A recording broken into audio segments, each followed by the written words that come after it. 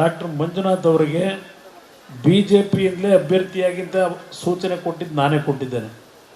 ದೇವೇಗೌಡರು ಒಪ್ಪಿರಲಿಲ್ಲ, ಯಾವುದೇ ಕಾರಣಕ್ಕೂ BJP ನಿಲ್ಲಬಾರದು ಅಂದರು. ಕೊನೆಗೆ ನಾನು ಅಂತಿಮವಾಗಿ ನಮ್ಮ ರಾಷ್ಟ್ರೀಯ ಅಧ್ಯಕ್ಷರಿಗೆ 2 ಗಂಟೆಗಳ ಕಾಲ ಅವರು ಮನವೊಲಿಸಿದ್ದೇನೆ. ಇದರಲ್ಲಿ ಯಾವುದೇ ಕಾರಣಕ್ಕೂ ನನ್ನ ಪಕ್ಷಕ್ಕೆ ಹಿನ್ನಡೆ ಆಗಲಿಕ್ಕೆ ಅವಕಾಶ ಕೊಡೋದಿಲ್ಲ. ನಾನು ಏನೋ ಒಂದು ದೂರದೃಷ್ಟಿ ಇಟ್ಕೊಂಡಿದ್ದೇನೆ. ಇವತ್ತೇನು 18 ಲಕ್ಷ ಮತದಾರರು ಈ 3 ಕ್ಷೇತ್ರದಲ್ಲಿದ್ದಾರೆ. ಬೆಂಗಳೂರು ನಗರದಲ್ಲಿ ನಮ್ಮ ಭಾಗದಲ್ಲಿ ಕೇವಲ 11 ಲಕ್ಷ ಮತದಾರರಿದ್ದಾರೆ. ಅದು ಎಲ್ಲದರ ಹಿನ್ನೆಲೆಯಲ್ಲಿ ಅದರ ಜೊತೆಗೆ ಇವತ್ತು ಈ ಭಾಗದಲ್ಲಿ ಇರ್ತಕ್ಕಂಥ ಹೆಚ್ಚಿನ ಮತದಾರರು ಉತ್ತರ ಇಂಡಿಯಾದಿಂದ ಬಂದಿರತಕ್ಕಂಥವರಿದ್ದಾರೆ. ನಮ್ಮ ಪಕ್ಷದ ಚಿಹ್ನೆಯ ಬಗ್ಗೆ ಕೆಲವರಿಗೆ ಸರಿಯಾದ ರೀತಿ ಮಾಹಿತಿಗಳಿಲ್ಲ.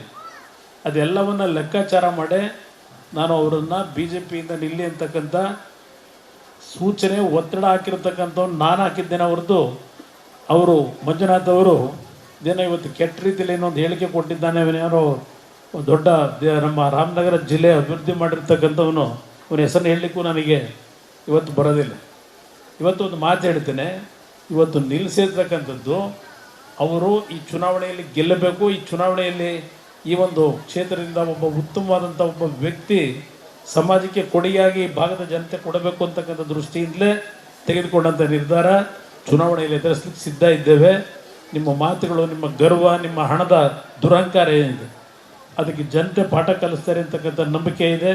ಆ ಒಂದು ಹಿನ್ನೆಲೆಯಲ್ಲಿ ಇವತ್ತು ನಾನು ನನ್ನ ಎಲ್ಲ ಸಹೋದರಿಯರಿಗೆ, ಹಿರಿಯರಿಗೆ ಈ ಸಂದರ್ಭದಲ್ಲಿ ಬೆಂಗಳೂರು ನಗರದಲ್ಲಿ ಇರ್ತಕ್ಕಂಥ ಎಲ್ಲ ನನ್ನ ಸಹೋದರಿ ಹೆಚ್ಚಿನ ಸಂಖ್ಯೆಯಲ್ಲಿ ಇವತ್ತು ಬಂದಿದ್ದೆ. ಇವತ್ತು ಈ ಭಾಗದಲ್ಲಿ 3 ಲೋಕಸಭಾ ಕ್ಷೇತ್ರಗಳಿದ್ದಾವೆ. ಈ ಕ್ಷೇತ್ರದಲ್ಲಿ ನಮ್ಮ ಪಕ್ಷದ ಕೊಡುಗೆಯೂ ಸಹ ಇವತ್ತು ಈ ಚುನಾವಣೆಯಲ್ಲಿ ಈ ಮೈತ್ರಿ ಅಭ್ಯರ್ಥಿಗಳ ಗೆಲುವಿಗೆ ನಿಮ್ಮೆಲ್ಲರ ಒಂದು ಸಹಕಾರ ಇರಲಿ ಅಂತಕ್ಕಂಥ ಮನವಿಯನ್ನು ಸಲ್ಲಿಸಿ ಮತ್ತೊಮ್ಮೆ ನಿಮ್ಮೆಲ್ಲರಿಗೆ ಈ ಸಂದರ್ಭದಲ್ಲಿ ಶುಭಾಶಯಗಳನ್ನು ಕೋರಿ ನಾನು 2 ಮಾತನ್ನು ಮುಗಿಸ್ತೇನೆ. ಜೈ ಕರ್ನಾಟಕ ಮಾತು.